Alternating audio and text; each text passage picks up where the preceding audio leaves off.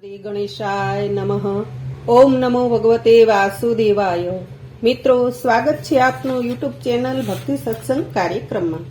આપને મારા જય શ્રી કૃષ્ણ. મિત્રો, આજે આપણે સાંભળીએ ભગવદ્ ગીતા જયંતિ, જે માગશર માસના શુક્લ પક્ષની એકાદશીના દિવસે આવે છે.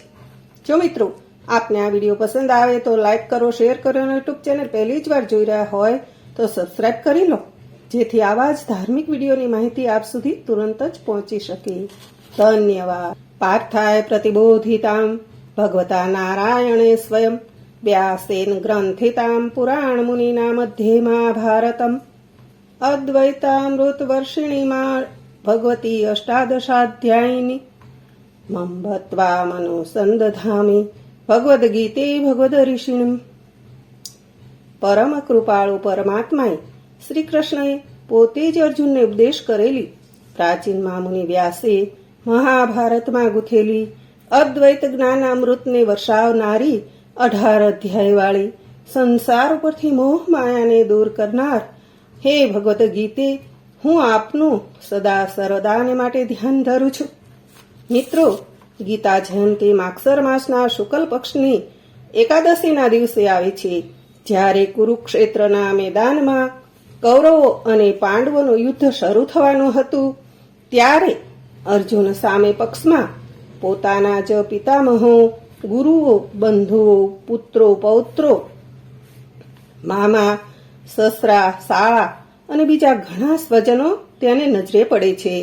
તેને થાય છે કે આ બધાના મૃત્યુ પછી મને આ પૃથ્વીનું રાજ્ય મળવાનું હોય તો તે રાજ્ય પ્રાપ્તિમાં આનંદ શો? તેના કરતા સ્વજનોના શસ્ત્રોથી મરવું શું ખોટું?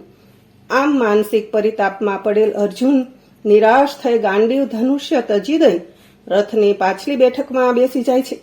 ત્યારે સારથી બનેલ ભગવાન શ્રી કૃષ્ણ અર્જુનને ઉપદેશ આપી ધર્મ સમજાવે છે. પ્રાચીન મહામુનિ વ્યાસ આ ઉપદેશને 18 અધ્યાયમાં ગૂંથી લે છે, જે ભગવદ્ ગીતા ગ્રંથના નામે પ્રસિદ્ધ છે. ભગવદ્ ગીતા ગ્રંથને વૈશ્વિક ગ્રંથ કહ્યો છે. એકવાર જ્યારે સ્વામી વિવેકાનંદ વિદેશમાં એક લાઇબ્રેરીની મુલાકાત લેવા જાય છે અને ભગવદ્ ગીતાનું પુસ્તક ટેબલ પર ગોઠવે છે અને પોતાના સ્થાને બેસે છે, ત્યારબાદ બીજા મુલાકાતીઓ આવીને તેના ઉપર પોતપોતાના ધર્મ પુસ્તકો મૂકે છે. એટલે સ્વામી વિવેકાનંદનું મૂકેલ પુસ્તક સાવ નીચે આવી જાય છે. ત્યારે તેમની પાસે બેઠેલ એક વ્યક્તિ સ્વામીજીને રમૂજ કરતા કહે છે, સ્વામીજી, તમારું પુસ્તક તો ક્યાંય દેખાતું નથી, સાવ નીચે આવી ગયું લાગે છે. ત્યારે સ્વામીજી કહે છે, મિત્ર, આ ઉપરના બધા પુસ્તકો પડી જશે ને તો નીચેના મારા પુસ્તકને કંઈ નહીં થાય, પરંતુ જો નીચેનું મારું પુસ્તક પડી જશે ને તો ઉપરના બધા જ પુસ્તકો પડી જશે. મિત્રો, કેટલો સચોટ જવાબ હતો સ્વામીજીનો. માટે જ કહ્યું છે, ગીતા બધા જ ધર્મ ગ્રંથોનો પાયો છે. ગીતાના કાવ્ય માધુર્ય ઉપર કવિઓ મુગ્ધ છે. ગીતાના સાર્વભૌમ નીતિશાસ્ત્ર ઉપર નીતિજ્ઞ ગળગળો થઈ જાય છે. તેના નિષ્કામ કર્મયોગ ઉપર કર્મયોગી આફરીન થઈ જાય છે અને તેની વીરત્વ ભણી વાણી ઉપર દ્રઢ પ્રતિજ્ઞ માનવ આસક્ત થાય છે. કોઈ ગીતાને જ્ઞાનનો સાગર કહે છે, કોઈ તેને ઉપનિષદોનું હૃદય કહે છે અને કોઈ કર્મયોગ શાસ્ત્ર કહે છે, વળી કોઈ ભક્તિ સૂત્ર કહે છે. વાસ્તવમાં ગીતાજી એ ભગવાન શ્રી કૃષ્ણની જોડી અને સ્વર્ગનું કલ્પવૃક્ષ છે, જેના વડે માનવી જ્ઞાન યોગ, કર્મયોગ અને ભક્તિ યોગ ત્રણેય એક સાથે પ્રાપ્ત કરી શકે છે. ગીતાની કલા એ છે કે મનુષ્ય ગમે તે એક યોગનું આચરણ કરે તો પણ ત્રણેય યોગ, એક કર્મયોગ, બીજો ભક્તિ યોગ, ત્રીજો જ્ઞાન યોગ, આ ત્રણેય યોગ ત્રિવેણી સંગમની પેઠે એકબીજામાં ભળી જઈ સાધકને સિદ્ધિના માર્ગે જવામાં સરળતા કરી આપે છે. આથી વિદ્વાન કવિજનોએ ભગવદ્ ગીતાને યોગ ત્રયની ઉપમા આપી છે. આપણા મહાપુરુષોએ કહ્યું છે, મિત્રો, સમગ્ર વિશ્વ સાહિત્યમાં ગીતા એ સર્વોત્તમ ગ્રંથ છે.